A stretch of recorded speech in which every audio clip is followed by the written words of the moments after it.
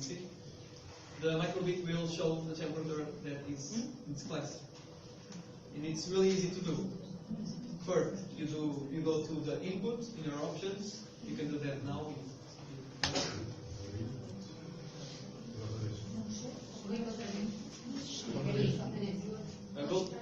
You have to go to the options you see in the menu, go to input and drag and drop the on shake to the output.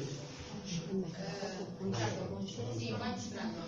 E depois não esqueça de uma coisa importante, as cores. Para eles é mais fácil. Vocês é intuitivo, mas se eles olharem para as cores, depois procuram por cores.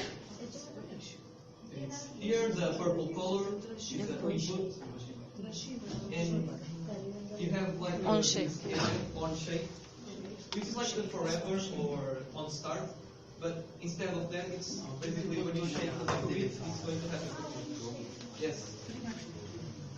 So you just click on it and drag it, and done. You have the event here. Nothing inside. Just with نفسك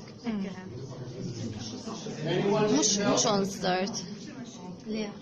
If you need any help, they are here to help, okay?